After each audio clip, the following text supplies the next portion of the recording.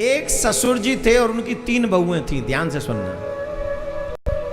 एक ससुर जी थे, उनकी 3 बहुएं थी। ससुर जी को लगा कि बुढ़ापा आए उससे पहले तीर्थ करना चाहिए। बुढ़ापा आए उससे पहले तीर्थ करना चाहिए। तो ससुर जी ने तीनों बहुओं को बुलाया और कहा कि हम तीर्थ करने जा रहे हैं, तुम एक काम करो,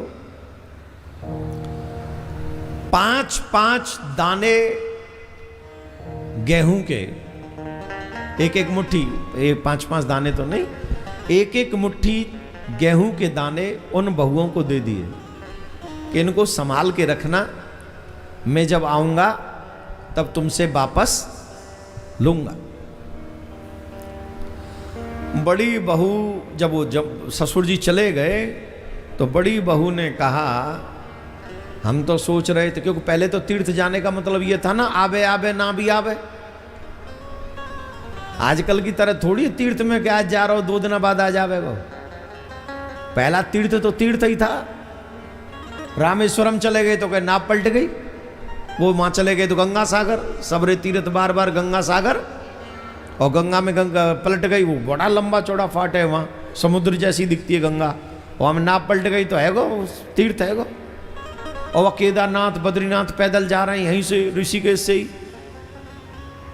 कब पाम खाई में फिसल जाए, कब कौन सा जानवर आए के खा जाए, तो ऐसा तीर्थ था पहले। ऐसे विदा लेके जाते थे जैसे नहीं भी लौटे तो राम राम।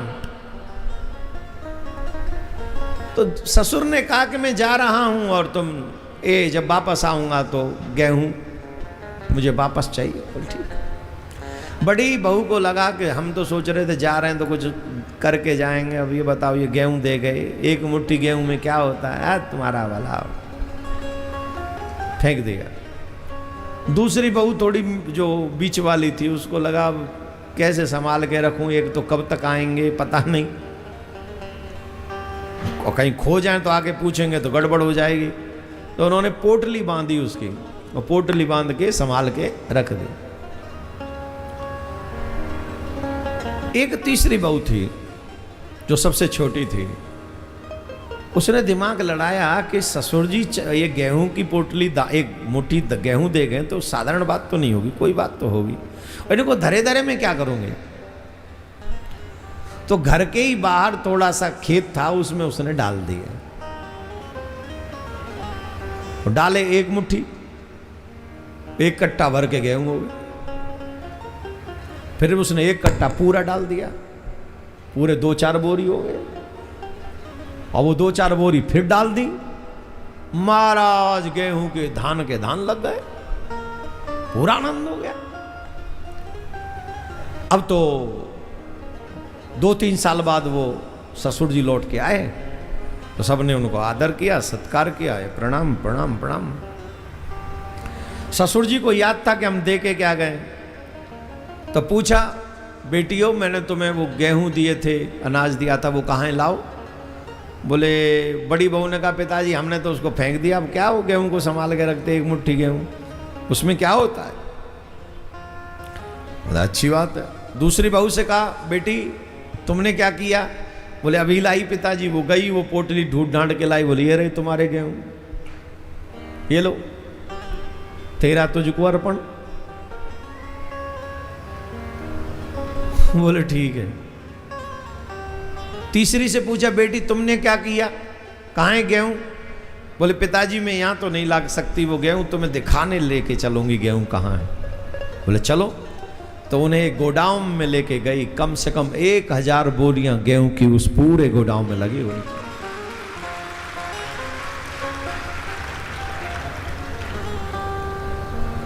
ससुर जी समझ गए कि यही बहू ऐसी है जो मेरे कार्यभार को संभाल सकती है। पुत्र 3 प्रकार के होते हैं, पूत, कपूत और सपूत। ध्यान से सुनिए, पूत, कपूत और सपूत। जो अपने बाप की संपत्ति को मिटा दे, उजाड़ दे, जुए में इसमें उसमें, वो कपूत। जो जस का तस रखे वो पूत, और जो उसे बढ़ा दे वो सपूत। यहां पर बैठे हुए नवयुवा हो, चाहे वो बेटियां हों बेटे हों, एक ही निवेदन है, अपने माँ बाप की कमाई हुई संपत्ति को बढ़ाने का प्रयत्न करो। अगर बढ़ा ना सको तो कम से कम मिटा न जाओ। ऐसे मत बनना कि तुम्हारे द्वारा वो मिट जाए, बढ़ाओ उसे। और मिटने के चांस हैं, जो 2 नंबर का कमाते हैं ना वो मिटा सकते हैं। जुआ खेलते हो, जो वो कौन सा शेयर बाजार में लगाते हो, पता नहीं एक ही दिन में लुढ़क गया, इतना लुढ़केगा ही। मैं तो कह रहा हूं पूरा ही लुढ़क जाए। मेहनत की कमाई करो, मेहनत की कमाई तुम्हें कभी गिरने नहीं देगी। जुआ ये सब 2 नंबर की कमाई कितना भी कमा लो, एक दिन लॉस होगा तगड़ा, और उसके बाद उठ नहीं सकोगे।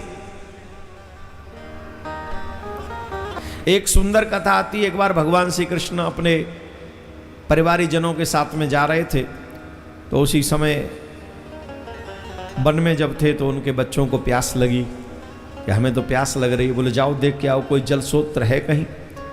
तो बोले कुआं तो है पर उसमें एक विशाल गिरगिट पड़ा हुआ है। भगवान श्री कृष्ण गए, उस गिरगिट को हाथ पकड़ के बाहर निकाला। तो जैसे ही भगवान की कर कमल स्पर्श हुए, वह गिरगिट दिव्य रूप में प्रकट हो गया, और उस गिरगिट ने प्रणाम किया भगवान को। भगवान ने पूछा तुम कौन हो? बोले प्रभु मैं पूर्व जन्म में राजा नृग था। कौन था? राजा नृग। और मैंने गौदान बहुत किया। कितना? बोले गिना नहीं जा सकता, इतना गौदान किया मैंने, गिन नहीं सकते। गौदान कैसे करते थे पता है? गौ माता के सींगों को सोने में मढ़वा के, चारों चरणों को सोने में मढ़वा के, और पूरे उसके अंग को सजा के, तब राजा नृग गौदान करते थे। ऊपर से द्रव्य श्रोण जो भी होता था वो देते थे। एक बार क्या हुआ, उन्होंने एक गाय दान में करी, और रात्रि में गाय वहां से खुल के आ गई, और जो गाय दान में देने जाने वाली थी अगले दिन वही गांव में आके वो खड़ी हो गई, और अगले दिन वो गाय दूसरे ब्राह्मण को दान में दे दी। और ये ब्राह्मण इस गाय को लेके जा रहे थे, सामने से वो ब्राह्मण आ गए जो कल इस गाय को लेके गए थे। तो कहा पंडित जी ये गाय तो हमारी है। उन्होंने कहा नहीं पंडित जी ये तो गाय हमारी है, अभी राजा से दान लेके आ रहे हैं। अरे कल तो हमें मिली थी ये गाय। तो ब्राह्मण देवता बोले चलो हम विवाद नहीं करते आपस में, राजा के पास चलते न्याय करवा लेते हैं। बोले चलो। दोनों ब्राह्मण देवता राजा के पास में गए और राजा से कहा महाराज ये गौ जो है कल आपने हमें दान में दी थी। दूसरे ब्राह्मण बोले आज आपने ये गौ हमें दान में दी है। अच्छा, राजा समझ गए हमसे मिस्टेक हो गई, कुछ गड़बड़ हो गई, अब क्या करें? तो राजा ने कहा महाराज मुझे लगता है ये अपराध मेरा ही है, ये त्रुटि मुझसे हुई है, इसलिए आप मुझे क्षमा कर दें, और कोई भी एक ब्राह्मण इस गाय को छोड़ दे, मैं 2 गाय दे दूंगा उसे। उसका नहीं हमें तो यही चाहिए। तो राजा बोले मैं 100 गाय दे दूंगा, 1000 गाय दे दूंगा। राजा ने कहा मैं 1,00,000 गाय दे दूंगा, लेकिन कोई भी एक ब्राह्मण इस गाय को छोड़ दो। तो ब्राह्मण देवता बोले तुम हमको भिखारी समझ रहे हो, लोभी समझ रहे हो, और तुम गिरगिट की तरह अपना स्वभाव बदल रहे हो। न्याय तुम कर नहीं रहे हो बल्कि हमें लालच दे रहे हो। तुम गिरगिट की तरह रंग बदल रहे हो, हम तुम्हें शाप देते हैं कि तुम गिरगिट हो जाओ। राजा बोले महाराज भगवान कृष्ण से, उस समय तो हमें ब्राह्मणों का वो शाप बहुत बुरा लगा था कि हमने इतना अनजाने में वो अपराध हुआ, हमने जानबूझ के नहीं किया, फिर भी हमें शाप दे दिया। पर हम ब्राह्मणों की वाणी को कैसे मिथ्या कर सकते थे, तो वो हमें शाप लग गया। उस समय बुरा लगा था, पर आज महाराज बहुत अच्छा लग रहा है। क्यों? बोले आज उसी शाप के कारण आपका दर्शन हो गया। हम तो कहते हैं इतनी गौओं के दान का फल अगर मुक्ति भी होता तो हम मुक्त हो जाते, आपके इतने माधुर्यमय स्वरूप का दर्शन कैसे होता। तो शायद ब्राह्मणों ने हमें साप इसीलिए दिया कि जिससे आपका दर्शन हो जाए। पर यहां पर एक शिक्षा ऐसी भी है, कभी भी दान, एक वस्तु दान की वो 2 बार दान में नहीं देनी चाहिए।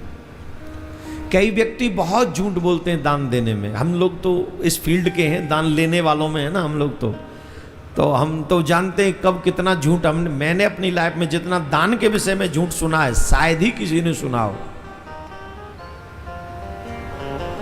हम लोग दान देने के लिए भी झूठ बोलते हैं, सिर्फ एक फोटो खिंचवाने के चक्कर में इतना झूठ बोल के निकल जाते हैं।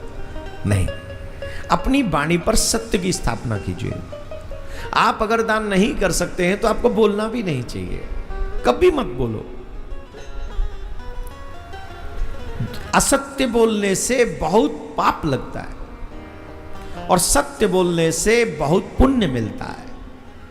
असमर्थ हो तो कहो हम नहीं कर सकते, सामर्थ्यवान हो तो धर्म की रक्षा के लिए एनी हाउ हमको दान करना ही चाहिए। हमारे शास्त्रों में कहा गया है तुम जितना भी कमाते हो जो लाभ होता है उसका 10% अच्छाई में खर्च करो। अगर आज के जमाने में कह दिया जाए तो लोग कथा सुनना बंद कर देंगे। 1 लाख रुपया कोई कमाता हो महीने में प्रॉफिट का, वो 10,000 दान करेगा कहीं? वो कहेगा 1 लाख ये, अगले महीना 1 लाख और हो जाएंगे तो 2 लाख हो जाएंगे, और 10,000 चले गए तो वो 1,80 हो जाएंगे। वो गणित लगाएगा कि नहीं? लेकिन ऐसा कभी नहीं होना चाहिए। जितना आप अपने हाथों से दीनहीनों की सहायता करते हो, अन्न दान करते हो, वस्त्र दान करते हो, गौ सेवा करते हो, ये सेवा करते हो, वो हजारों गुना वापस तुम्हें और तुम्हारी पीढ़ी को वापस मिलने वाला, हजारों गुना होके उतना नहीं मिलेगा। आपने अभी उदाहरण सुना कि 1 मुट्ठी दाना उस बहू ने पृथ्वी में दिया, होते होते कितना हो गया? 1000 बोरी हो गई उसकी। यही दान का स्वरूप है। और दान का फल अगर आप कुछ न चाहो तो भगवत दर्शन आपको दान के माध्यम से भी हो सकता है। राधे राधे बोलना, जोर से बोलना पड़ेगा।